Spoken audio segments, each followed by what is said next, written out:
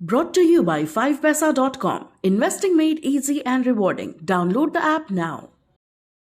नमस्कार, मैं हूं आलोक जोशी और आप देख रहे हैं बिजअड्डा। और बिजअड्डा में आज हम बात करेंगे खाने के तेल की। खाने के तेल में फिर एक बार मुसीबत आने वाली है। आमतौर पर कहा जाता है तेल में आग लगने वाली है, लेकिन खाने के तेल में आग लगना तो अच्छी चीज़ नहीं है। हालांकि जो हो रहा है वो भी अच्छा नहीं है। लेकिन आगे बढ़ूं उससे पहले आपको याद दिला दूं कि आप बिजतक यूज़र्स के लिए 5 पैसा लाया है एक स्पेशल ऑफ़र।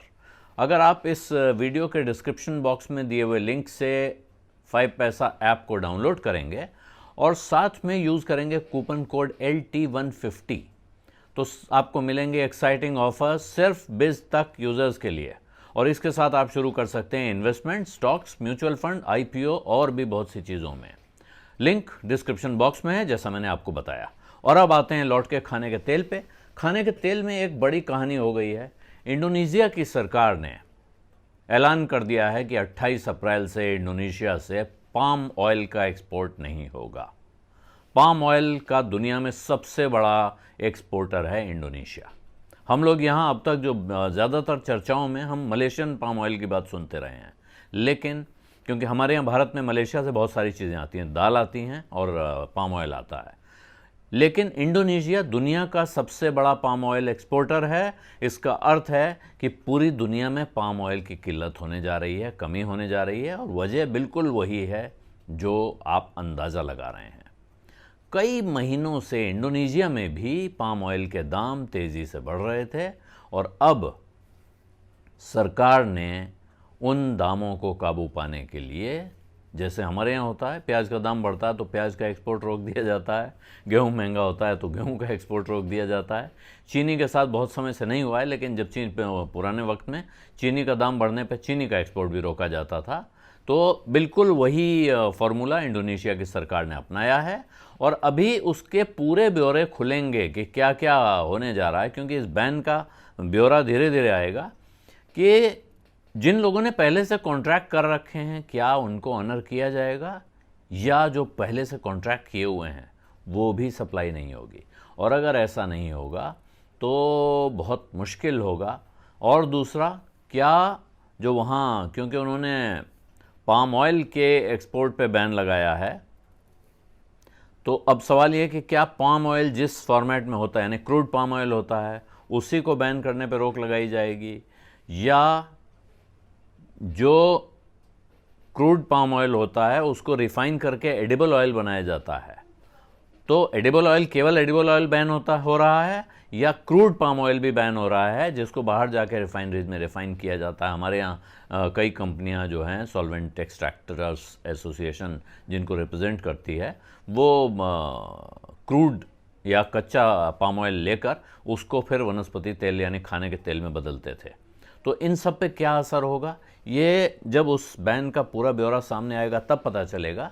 लेकिन अभी तक जितनी बात सामने आई है उससे ये बात साफ हो रही है कि भारत में, कम से कम भारत जैसे देश के लिए, बहुत कम रास्ते खुले रह जाएंगे अगर इंडोनेशिया इस बैन पर अड़ जाता है। एक आशंका और है, वो आशंका ये है कि शायद इंडोनेशिया की सरकार या वहाँ की जो बिजनेस कम्युनिटी है वो इसे किसी बार्गेनिंग टैक्टिक के तौर पर इस्तेमाल कर सकती है, इस बैन को किसी और चीज़ के लिए। दुनिया से उन्हें कुछ और चाहिए, तो हो सकता है कि भाई जो हमें ये देगा उसको हम वो दे देंगे, इस अंदाज में आ सकती है।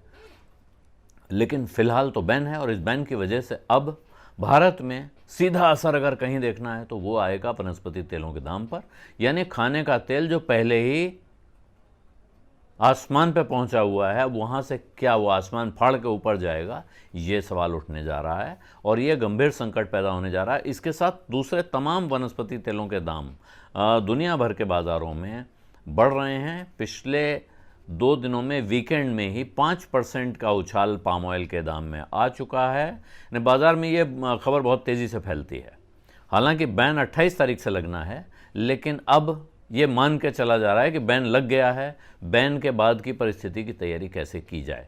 जैसे आपने भारत में देखा था जब लॉकडाउन लगा था 2 दिन पहले, क्योंकि ऐलान हुआ था, तो उस ऐलान से और एक्चुअल लॉकडाउन के बीच जो अफरा तफरी मची थी, जो आपने बाज़ारों में भीड़ भाड़ देखी थी, तो इस वक्त दुनिया के कच्चे तेल के बाज़ार में करीब करीब वही हाल है। और इसकी वजह से तमाम ग्राहक पर जो आएगा वो आएगा, उससे पहले जो कच्चे तेल का क्रूड पाम ऑयल का इस्तेमाल करके जो प्रोडक्ट्स बनते हैं, तमाम चीज़ें में ये इस्तेमाल होता है, इंडस्ट्रियल प्रोडक्ट्स में, ख़ास तौर पे कंज्यूमर प्रोडक्ट्स में, ये केक में इस्तेमाल होता है, साबुन में, तरह तरह की चीज़ों में जाता है। तो उन सब के महंगे होने का डर है। साथ में बहुत सारी कंपनी जो कमोडिटी बेस्ड कंपनीज़ हैं उनको अपने प्रॉफिट पे झटका लगने का भी डर है। तो अलग अलग तरह से इसको देखा जा रहा है और इस तरह भी देखा जा रहा है कि ऐसी परिस्थिति में यहाँ जो महंगाई बढ़ेगी, सरकार उससे मुकाबले के लिए क्या करेगी, कैसे इसका इंतज़ाम किया जाए। और ये अब इस बात में कोई शक नहीं है, ज़्यादातर लोगों का ये मानना है कि इसका कोई विकल्प नहीं हो सकता है। दुनिया का सबसे बड़ा सप्लायर बाजार से अपने हाथ खींच ले तो आप कहीं और से वो जो कमी है वो भर नहीं सकते हैं। और कंगाली में आटा गीला जैसी हालत इसलिए है क्योंकि इससे ठीक पहले सनफ्लावर ऑयल यानी सूरजमुखी के तेल की जो सप्लाई सबसे बड़ी आती है जहाँ से, यूक्रेन से, वहाँ संकट की वजह से वहाँ से सप्लाई बंद है। तो खाने के तेल के बाज़ार में चारों तरफ से अब प्रेशर लगातार बढ़ रहा है और ये हमारे आपके जैसे उपभोक्ताओं के लिए अच्छी खबर नहीं है। बिज़ अड्डा में आज इतना ही। अब इजाज़त दीजिए। धन्यवाद। नमस्कार।